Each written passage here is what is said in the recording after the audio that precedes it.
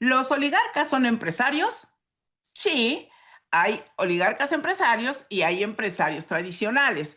Hay una diferencia central, el origen de su ventaja competitiva, porque uno se pregunta, ¿cómo le hacen para lograr esos proyectos millonarios en pesos, en dólares o en cualquier tipo de moneda? ¿Cómo le hicieron para llegar ahí? Y entonces nos ponemos a estudiar Padre Rico y Padre Pobre y nos ponemos a ver cómo le hizo cada uno de estos empresarios para... Y pues nada más cuestión de revisar la historia y ahí vamos a encontrar la respuesta, porque la diferencia central es el origen de esa ventaja competitiva.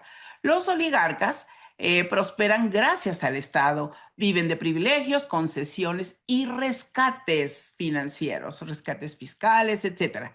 Los empresarios tradicionales prosperan a pesar del Estado, crean valor a través de la producción de sus productos y servicios, valga la redundancia, del esfuerzo y del mercado, del riesgo y de la innovación. Porque un empresario y una empresa que no innova, que no, por ejemplo, Vic, pensemos en ellos, Vic, que no sabe fallar, ¿no?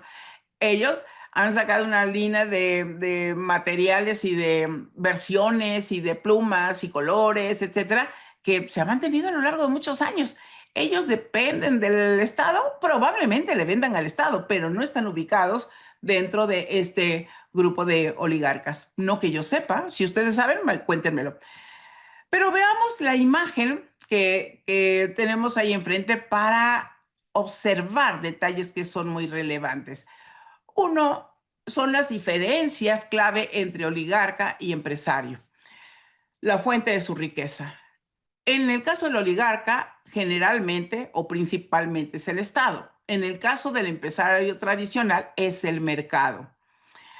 Respecto al modelo de negocio, en el caso del oligarca es la extracción de rentas, las rentas del erario, las rentas de las mismas relaciones que va haciendo.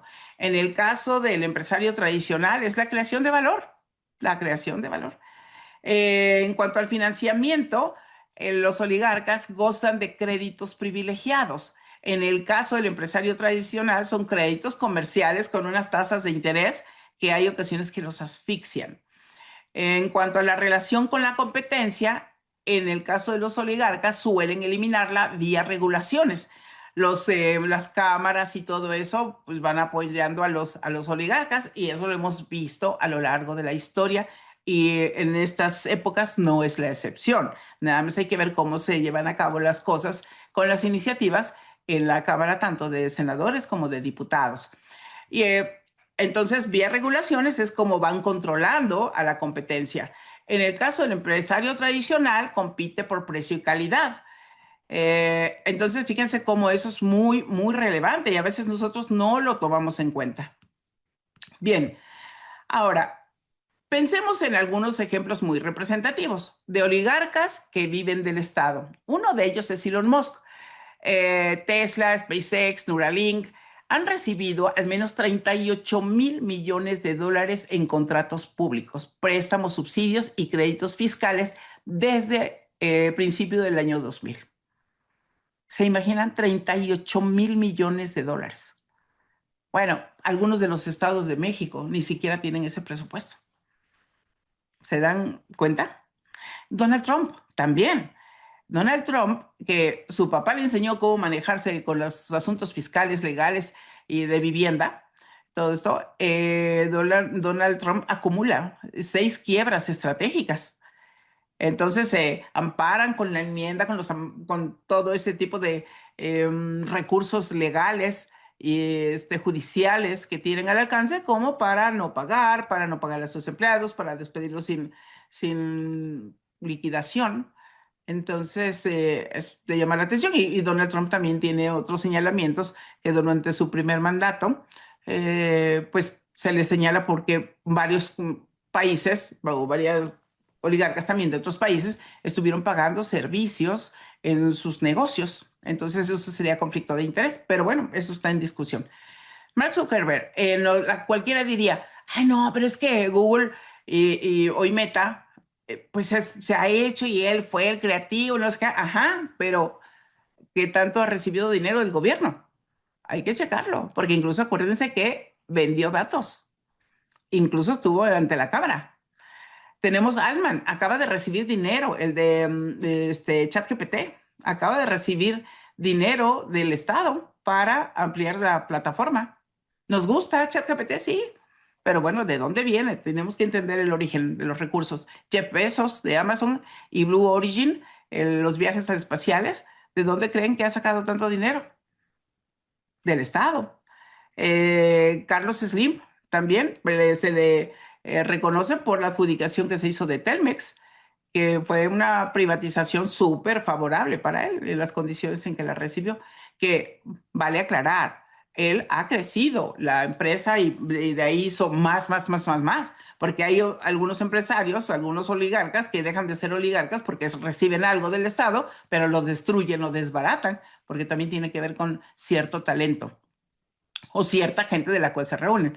El caso de Salinas Pliego, de Ricardo, pues es la misma situación con el rescate bancario, con la televisora, etcétera, y con lo que está enfrentando hoy. Pues como cuántos años se ha defendido como gato boca arriba para evitarle el pago de los impuestos, que por cierto, pues ya tendrá que asumir la responsabilidad. Germán Larrea, también tenemos el caso de Grupo México, las concesiones mineras. En el caso de Rusia, también tenemos a Roman Abramovich, que es un personaje que está muy vinculado con Putin y que él es el grande en el petróleo, aluminio, después de la Rusia, ¿no? De la Unión Soviética y todo eso de la anterior, de la URSS.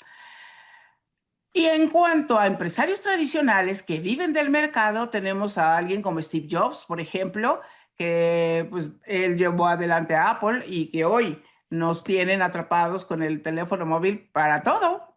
Fue una innovación impresionante lo que hizo Steve Jobs, que incluso, fíjense, cómo cambian las cosas. A él, por cuestiones de empresa y demás, lo corrieron de su empresa porque pues era un pésimo director.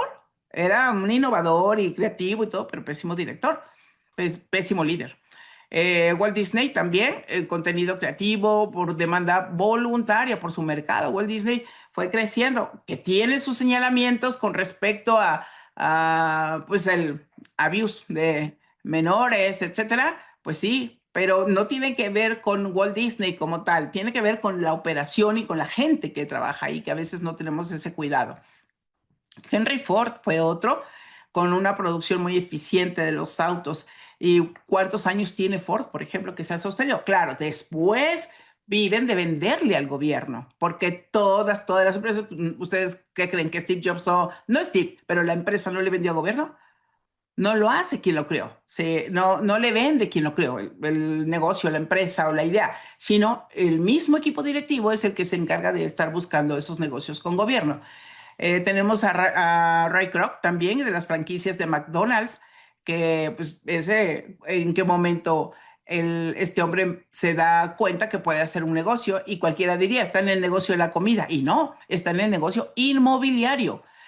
Pero bueno, esto ocurre en todo el mundo. ¿Debemos aceptarlo como un hecho? Pues sí, es un poder de facto. Es un poder de facto y no podemos hacernos de lado. Entonces, fíjense cómo todo esto es relevante porque de ahí nosotros nos vamos dando cuenta de cómo se maneja el mundo de los dineros, el mundo de las finanzas. Y bueno, pensar en la palabra oligarquía, podríamos decir, ¿se trata de un título nobiliario? ¿Es un asunto de personalidad o es una psicopatología? Pues bueno, vamos a ver cómo lo vamos a entender. Si ustedes observan la gráfica de personalidad por estilos de pensamiento, se van a dar cuenta que tenemos, como siempre les he explicado, tenemos 4 estilos dominantes o 4 estilos que corresponden interpretativamente a las áreas donde se manejan principalmente las funciones, donde se trabaja, porque nuestro cerebro trabaja de manera sistémica. No es que trabaje una parte sola y la otra no, no. Es donde se dispara la señal, donde se capta y donde se inicia el procesamiento de una conducta.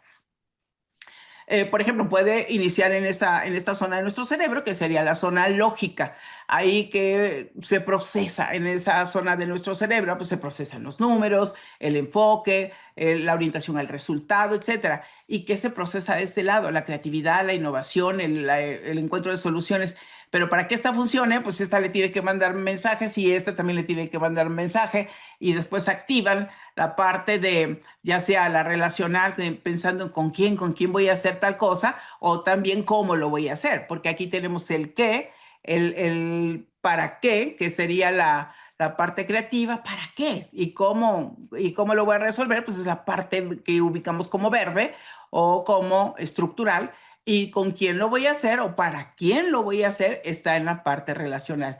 Entonces, en el caso del perfil de los oligarcas, nosotros lo interpretamos a partir de los integrantes de la oligarquía, voy a llamarla mayor, que son los más visibles, los que tienen los grandes proyectos, los grandes negocios, porque hay otros niveles de oligarquía, no crean que existe una en todo, hay niveles, porque si no nuestro cerebro no podría con todo eso. Entonces, cuando nosotros hablamos de oligarquía, no solo como estructura de poder, sino como un perfil psicológico, pues aparece un patrón que se repite una y otra vez. Es comportamiento recurrente y por eso lo ubicamos como un patrón. Entonces aquí que encontramos que el comportamiento de todas estas personas en diferentes países, industrias y generaciones, pues es igual o muy similar. Y hay cosas curiosas con los llamados oligarcas porque muchas veces el empresario, oligarca o no, pretende dejar a un hijo a cargo, pero el hijo no siempre tiene el perfil. Y ahorita estamos, por cierto, con la generación Z, que la generación Z no quiere saber cosas de empresas. De alguna manera se están peleando con los papás. No tan solo se pelean contra la corrupción o contra ciertos partidos, sino que se están peleando incluso con su propio núcleo, con el propio origen de su riqueza, de su nihilismo, de todo eso. Están rechazando ese tipo de cosas. Están pensando en el planeta, están pensando en los animales, están pensando en el amor, están pensando en la recuperación de su centro, del centro ese sí es del bienestar, no de la felicidad, del bienestar. Hay algunos que están perdidos en TikTok, sí, ahí están. Otros que bailando y haciendo cosas superficiales, pero hay otros que no, son muy profundos, están yendo vamos a recuperar el hogar, la filosofía, etcétera. Y está interesante lo que estamos viviendo. Así que no es solo una etiqueta la palabra oligarca, ni un título heredado, tampoco se reduce a una élite económica. La oligarquía es una configuración mental, una forma de ver, habitar y querer dominar al mundo. Porque fíjense que pasa algo muy curioso. Eh, ¿Dónde nace el dominio? En esta zona de nuestro cerebro, aquí, en ese deseo de tener la razón, la verdad, los recursos, la riqueza, el gusto, es ahí donde nace. Porque ustedes pueden observar que hay niveles. En el caso de un oligarca, por ejemplo, muy estilo lógico alto, que la mayoría están ahí, piensa desde una lógica fría, calculada y profundamente estratégica. Su brújula sí es muy simple: beneficio, control y supervivencia del status quo. No quieren el cambio. Alta capacidad analítica, sí, sí, es que son altos, porque también dentro de su propia configuración podría ser el más alto, la parte lógica, pero no necesariamente más alto comparado con otros. Entonces, también hay niveles, porque si observan en la imagen que les estoy compartiendo, aquí tenemos, cuando son niveles muy altos, son los que mandan desde la sombra, porque son aquellos que tienen capacidad racional de cálculo, riesgo, beneficio, etcétera. Entonces, el C nivel alto manda desde la sombra, no se exhibe. El nivel medio son los que creen que mandan y el nivel bajo son los golpeadores. Entonces, fíjense que eso es muy, muy interesante, ¿no? Que nosotros veamos si está dentro del grupo de los oligarcas, pero ¿es el oligarca o es el colaborador del oligarca? que no es lo mismo, ¿no? A veces decimos que, ay, la persona es muy amable, muy seria, muy sensible, ¿no? Que es el oligarca mayor. Pero todos los que le siguen se creen oligarcas, pero no son. No lo son. Así que el oligarca típico piensa desde esa lógica fría, calculada, estratégica, porque quiere tener ese control. Alta capacidad analítica, sí. Poca tolerancia a la incertidumbre. No le gustan los cambios. Planes basados en riesgo, retorno de inversión, no en ética. Frialdad emocional ante decisiones que afectan a otros. Pues es la típica frase de que lloren a tu casa, que lloren en la mía, pues que lloren en tu casa. En la mía no. La empatía no está en su mapa. La empatía es un costo para ellos. Les cuesta mucho trabajo ser empáticos. Y ya eso nos va perfilando otra cosa que vamos a ver más adelante. Pueden simularla cuando conviene ser muy sonrientes, cercanos, saludan, pero luego se limpian la mano. Eh, nunca la integran para tomar decisiones o para modificar sus decisiones. Son encantadores cuando necesitan algo, distantes cuando ya lo obtuvieron, inaccesibles cuando se sienten amenazados. O si no, van a decir que es un chantaje político o una persecución política. Veamos ahora el siguiente estilo, que es como en un segundo nivel que acompaña. Por ejemplo, si tenemos un estilo lógico alto, que es principalmente el dominante en los oligarcas, los perfiles de los oligarcas, vamos a ver que el siguiente es el estructural. Entonces van a rondar en dominantes esos dos. Porque aquí, en esta parte, ustedes también pueden observar que tenemos a los que reciben o pueden obtener un puntaje alto, eh, son los arquitectos del poder, son los arquitectos del control, porque tienen capacidad para crear, sostener y modificar sistemas, reglas y estructuras.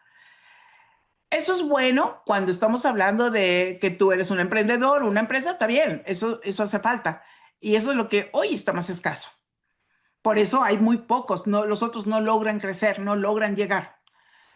Y no es casual, eso es consecuencia de la educación y de las decisiones que se han tomado. Tenemos, por ejemplo, oligarcas que pueden ocupar un nivel medio. Son los tecnócratas que implementan lo que el oligarca quiere. Y tenemos también a el que ocupa un nivel bajo en estructura, que no es tan fuerte, no es tan organizado, no es tan ordenado, etcétera, que son los operadores a ras de piso. Entonces, de eso tenemos mucho, ¿eh? Mucho en los políticos, en los empresarios, que son muy, muy operadores. ¿Y qué cosa podemos decir? Aquí es donde la precisión, por ejemplo, se vuelve clave. ¿Por qué? Porque los oligarcas no hacen el trabajo duro de diseño institucional. Para eso compran, contratan o colocan a quienes sí tienen ese talento, pero mantienen un rasgo estructural dominante en otro sentido. Definen la arquitectura del poder, no los planos técnicos, construyen las jerarquías donde ellos quedan arriba sin discusión, colocan operadores con autoridad, rigor y mano dura para ejecutar su visión, o su ambición, o su avaricia. Ellos no redactan leyes, pero dictan las condiciones. No firman los contratos, pero deciden quién los firma. Su estructura es piramidal. Arriba van ellos, abajo los ejecutores. Y esto ocurre en nuestro cerebro, sí. Es que nuestro cerebro tiene una serie de funciones, las funciones ejecutivas, que se van a llevar a cabo. Ya cómo las usamos, como siempre se los he dicho, tiene que ver con valores, tiene que ver con ética, tiene que ver con moral. Pero de que tenemos esas capacidades, ahí están. La cuestión es cómo las usamos y para qué las usamos. Vamos al siguiente estilo. Recordemos que no hay un estilo único que, nada más es lógico, como si nada más tuviera este pedazo de cerebro. No, el cerebro está completo.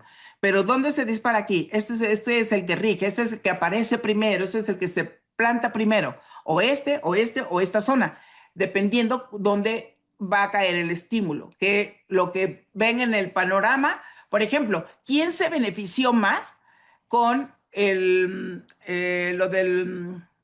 la desgracia, el desastre de Acapulco? Veamos los números. ¿Quién se benefició más?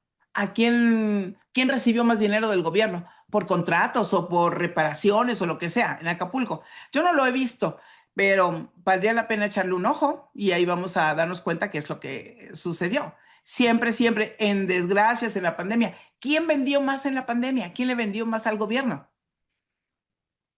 Y yo les puedo asegurar que algunos de esos fueron los que vendieron más.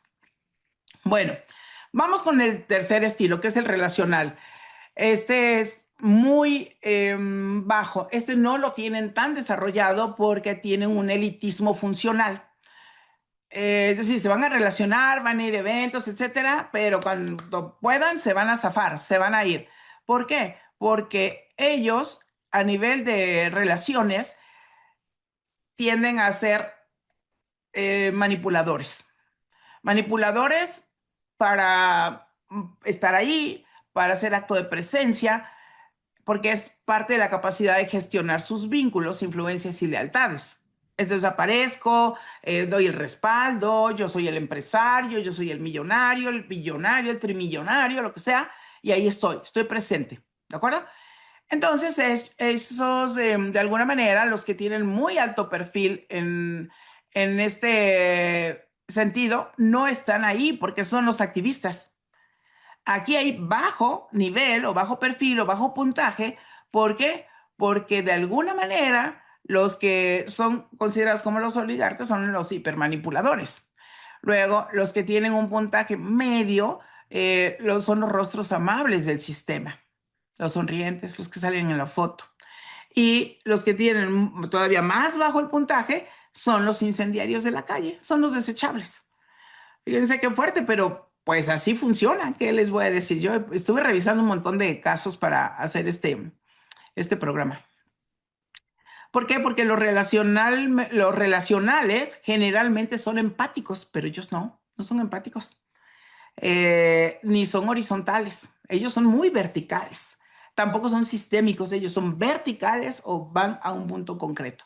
Son estratégicos selectivos, son elitistas, solo se relacionan con pares o con subordinados útiles. Clasistas, hacen distinciones sociales para justificar su posición. Utilitarios, la gente es recurso, conexión, puente o estorbo.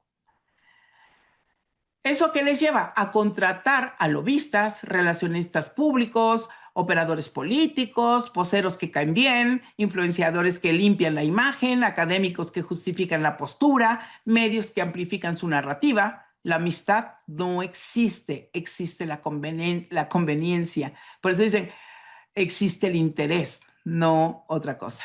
Bueno, que podríamos decir el interés de ayudar. No, aquí está el interés de beneficiarse o de mantenerse. Vamos al siguiente, que es el de aquí, el estilo creativo. En cuanto al estilo creativo, lo que nosotros podemos encontrar ahí es la parte visionaria. ¿Cómo no? Ay, pero si son visionarios los empresarios, los oligarcas no necesariamente son visionarios. En la parte creativa está la capacidad para innovar, para resolver problemas, para crear, de imaginar soluciones posibles a cosas graves, por ejemplo, del mundo. ¿Por qué? Si hay tanto oligarca, no se ha resuelto el problema del hambre, el problema de las guerras, el problema del agua, que son los grandes problemas y los grandes conflictos. ¿Por qué no? ¿Por qué no se resuelve? El problema de medio ambiente. ¿Conviene o no les conviene que se resuelva? Entonces, es interesante pensar en todo esto, porque es ahí donde en lugar de ver, vamos a innovar, vamos a cuidar el medio ambiente, vamos a hacer esto, no, se generan resistencias y manipulaciones. Entonces, ¿qué tenemos? Pues están los maquiavélicos geniales en la parte creativa, sí, ahí está. Está el maquiavélico, o está el genial que no es maquiavélico, sino que busca resolver problemas trascendentes, problemas globales. Los investigadores, por ejemplo, de medicina, física, que a muchos de ellos se les da el premio Nobel, muchos han hecho cosas tan importantes. En México ha habido investigaciones muy importantes y ellos no son oligarcas se han hecho cosas como, por ejemplo, la televisión a color, la cirugía para el Parkinson, de las primeras cirugías del seccionar el cuerpo calloso. Entonces, tenemos varias cosas que podemos observar en cuanto a personajes que son muy creativos, muy innovadores, pero no son oligarcas. ¿Por qué? Porque no les mueve el dinero. Simplemente por eso. Les mueve resolver, les mueve la creatividad. Eso es también egocentrismo, puede ser, pero les mueve otra cosa. Están los estrategas creativos también, que generalmente se van a juntar con ellos, van a trabajar con ellos, van a trabajar para ellos. Entonces van a buscar siempre en el mercado, a ver, tráiganme a los mejores. Y también están los obedientes rebeldes, los que se plantan como si fueran los disruptores, pero no son disruptores. Ahora sí que discúlpenme, pero perdónenme, pero no son disruptores, son seguidores. Creativos, sí. Que venden su creatividad, sí. El oligarca promedio no es visionario, no innova, no crea, no rompe paradigmas. Lo que sí hace es adquirir la creatividad de otros. ¿Por qué? Porque ficha talento creativo. En el caso de Google, por ejemplo, han utilizado mucho este tipo de información, las neurociencias, para elegir los perfiles para los que van a desarrollar los ajustes, las innovaciones. Ellos, por ejemplo, un perfil relacional a Google no le conviene o dominantemente relacional no le conviene. ¿Por qué? Porque les va a generar problemas, porque quiere estar con la familia. Entonces, fíjense lo que hicieron en Google. La persona, el que le gira mucho, que está enfocado, que incluso es obsesivo, son los altos lógicos, y que ellos, pues, ¿qué hacen? Les pusieron como el centro de diversiones y ya le llevan a la familia para que no haya esa desvinculación, porque llega el momento en que empiezan a sentir el vacío. Claro que sí. Entonces, por eso fichan el talento. Compran empresas innovadoras, no las construyen. Se asocia con visionarios para legitimarse, recluta mentes disruptivas para hacer el trabajo brillante. Entonces, incluso los premios se les da a los oligarcas y no a las personas que hicieron el trabajo. ¿Por? Pero así nos hemos acostumbrado. Así garantizan que la innovación sirva al control y no al cambio. Por eso, muchos innovadores acaban convertidos en socios honorarios del sistema que juraron desafiar. Les dan acciones, por ejemplo. Y entonces pues, los tienen atrapados todo el tiempo. Viven bien, gozan de muchos privilegios, entonces pues, no van a soltar esa empresa. De manera breve, podríamos decir que el perfil típico de personalidad oligárquica es la combinación frecuente entre un lógico dominante, un estructural dominante, que sería más hemisferio izquierdo, un relacional utilitario bajo, pero es utilitario, y un creativo bajo con talento contratado, no es propio. Si lo vemos como psicopatología, no todos tienen un trastorno, pero sí comparten patrones de personalidad que pueden volverse patológicos cuando se combinan con poder sin límites. Por ejemplo, algunos pueden presentar rasgos de narcisismo grandioso. Yo merezco el control. Esta es mi creatividad. Miren la empresa que he logrado. Nada más hay que oír a Donald Trump lo que dice, a Elon Musk. O sea, ¿qué fue lo que chocó entre Donald Trump e Elon Musk? Pues el narcisismo grandioso. Los hizo y sus intereses personales. Los hizo chocar. Una psicopatía funcional podemos encontrar, que les puede pasar a ellos y a cualquiera, donde las personas son vistas como objetos, como piezas, no como personas. Por eso no hay un buen nivel de empatía. El maquiavelismo sistemático, el fin justifica cualquier medio, no importa, ¿no? Una paranoia moderada, porque todos quieren quitarme lo que tengo. Todos los pobres anhelan lo que yo tengo. Ese es su pensamiento. Estos rasgos en alguien con poder ilimitado generan conductas oligárquicas crónicas, pero hay gente que no es oligarca y tiene esas conductas de manera crónica. Eso es muy curioso, porque vivimos en un mundo imaginario también, que suelen querer tener control, quieren tener la captura del Estado, de los amigos, de los que toman las decisiones, la manipulación de la narrativa, la estigmatización del enemigo y el blindaje institucional siempre van a estar presentes, siempre, siempre. Pero ¿en qué momento se instaura una oligarquía? Cuando hay vacíos en el Estado de Derecho, cuando hay crisis económicas, cuando el ciudadano solamente se vuelve espectador y cuando el gobernante vende su dignidad, se convierte en un servidor del oligarca. por no decirle de otra manera. ¿Qué escándalos y señalamientos comunes vamos a encontrar con la personalidad de los perfiles oligárquicos? Los monopolios disfrazados de competencia, la captura de reguladores y jueces, el desvío de fondos públicos, narcotráfico con poder político, medios cooptados, y eso lo vimos cuando firmaron los medios con Felipe Calderón. Esa es una clásica. Y también que no, ellos no presentan ciertas noticias, es lo que le llaman la línea editorial. No van a hablar de ciertas personas o no van a hablar de ciertas empresas. A través de fundaciones filantrópicas, porque pues, se hace ahí lavado de imagen, pero siempre la fundación filantrópica siempre les va a traer un retorno de inversión.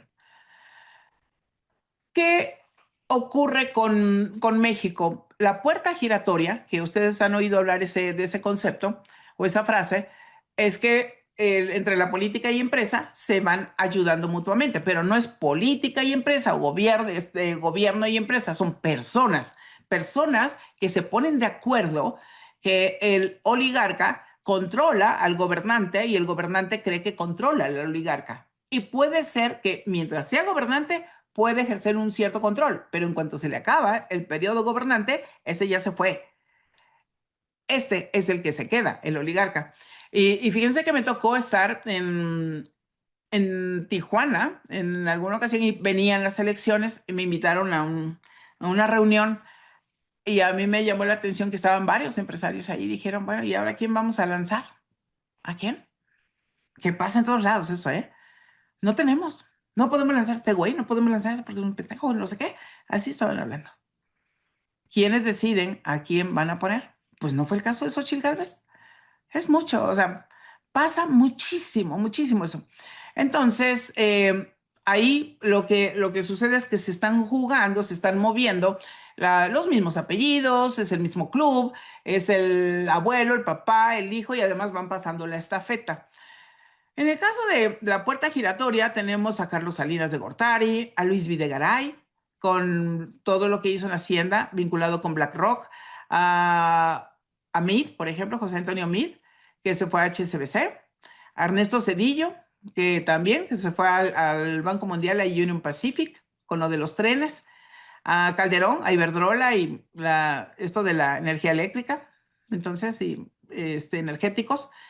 ¿Se dan cuenta cómo están relacionados? Luego, también tenemos oligarcas culturales, como por ejemplo los think tanks como INCO o medios masivos con agenda muy conservadora, casos simbólicos como apropiarse en este momento de Luffy y de One Piece para fingir rebeldía cuando representan lo que dicen desafiar. Y eso no es cierto, o sea, ya está identificado. Si quieren ver el análisis que presentamos la semana pasada, que estuve analizando lo del caso de One Piece, que me encantó hacer ese trabajo, de verdad me encantó, lo disfruté mucho. Véanlo porque están usando este movimiento de One Piece, que es un movimiento imaginario, que es un movimiento para los jóvenes, pero son de los millennials, que están pensando que como la utopía, ¿no? El mundo algún día va a cambiar, algún día va a estar mejor y vamos a acabar con la corrupción y vamos a acabar con los males del mundo, como cuando somos niños y que pensamos en eso. Bueno, pues de eso se trata.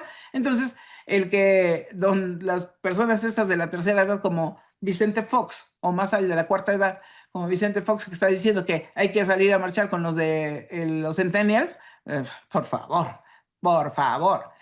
Bueno, tenemos por otro lado con qué se vinculan mucho con el crimen organizado. ¿Por qué? Porque hay financiamiento de campañas, se lava dinero mediante contratos de obra pública, se captura gobiernos locales, entonces no tan solo gobierno federal, sino también gobiernos estatales y gobiernos municipales. Eso pasa. Pero también están en el entretenimiento VIP. Influencers usados como distractores, galas donde se blinda la crítica. ¿Qué creen que pasó con lo de Miss Universo? ¿Qué ha pasado con lo de Miss Mundo? Todos estos eventos no son casuales, no son nada casuales. Y esos contratos multimillonarios con dinero público, no, hombre, pues ¿quién no va a hacer gran negocio con dinero público? Hay gente, que lo que les decía yo, que hay gente a pesar de tener el apoyo del gobierno, pierde los negocios, porque seleccionó tan mal al equipo que, o sea, es tan malo el personaje que seleccionó mal a su equipo.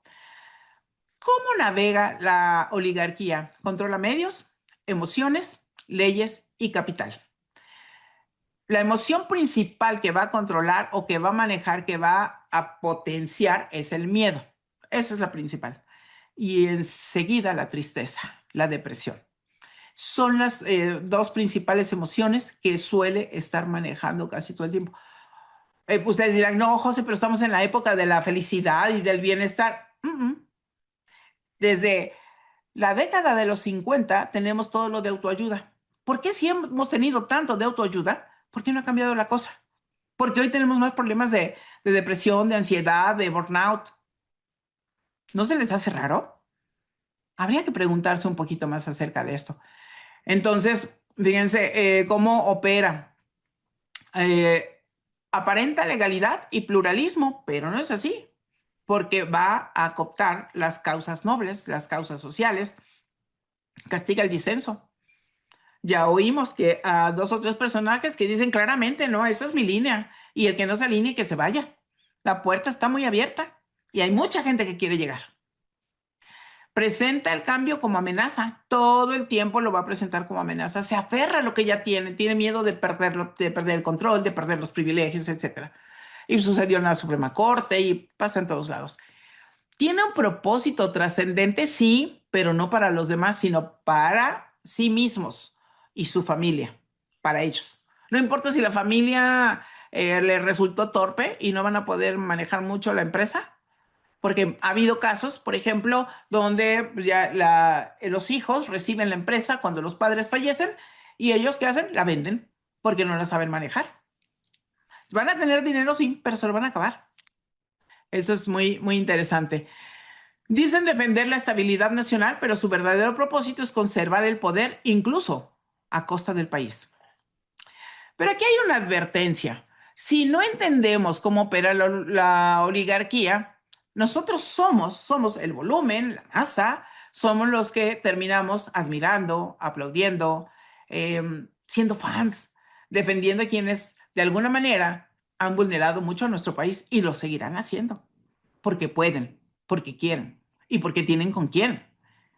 Entonces, si este análisis te abre un poquito los ojos para investigar, para ir más allá, pues te pido que compartas este video, que comentes y que se lo hagas llegar a más personas. Pero es necesario hacer un reconocimiento, sí. No todos los empresarios son oligarcas. Celebro muchísimo a quienes crean riqueza desde la integridad, el esfuerzo y la innovación y el cuidado de su gente. Yo que soy consultora en estrategia de negocios y en modelos corporativos, conozco empresas chiquitas, medianas y grandes, donde el dueño muchas veces dice, quiero que me agradezcan, porque una vez nos pidieron un programa para que su gente agradeciera porque tenía trabajo. ¿Qué? En lugar de que el dueño les agradezca porque gracias a ambas partes se han logrado salir adelante o han triunfado, no, quiero que me agradezcan, por mí tienen el trabajo. Claro que nosotros no aceptamos hacer eso. Entonces, es bueno reconocerlos, es bueno apoyarlos, porque ellos no viven del erario. Ellos sí manipulan, pero no de esta manera. Y están buscando cómo salir adelante. No se esconden tras fundaciones, no se esconden tras eventos públicos. Ellos están trabajando generalmente. Están muy, muy atentos a su empresa, ya sea nacional, familiar, transnacional, global, etcétera. Pero hay mucha gente que está trabajando bien con todo eso. Pero déjenme decirles una cosa.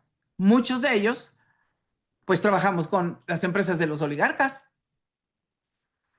¿Por qué? Porque es parte de la economía, o sea, es todo un movimiento, no es algo que mañana se va a desarticular, no, tenemos que entenderlo, tenemos que no sufrirlo, tenemos que vivir con eso, pero también tener conciencia y tomar nuestras propias decisiones, porque si no lo hacemos así, entonces, ¿cómo vamos a vivir siempre ciegos, siempre sin pensamiento crítico? No, no está bien. Así que bueno. Te dejo una pregunta que creo que puede serte útil. ¿Sabes a quién le estás entregando tu voto, tu atención o tu consumo? No sé. Piénsalo, piénsalo, porque aquí adentro está la clave. Yo soy Josefa Galván y nos vemos el próximo domingo. Que tengan una linda semana. Chao, chao. Ah, pero aquí te dejo un breve video de un paso rápido de 10 familias históricas de la oligarquía global. Como podrás ver, están los Romanov, los Rothschild, los Rockefeller, la familia Slim, la familia Murdoch, la familia Berlusconi, los Walton, los Koch, los Duvalier y la familia Real Saudí.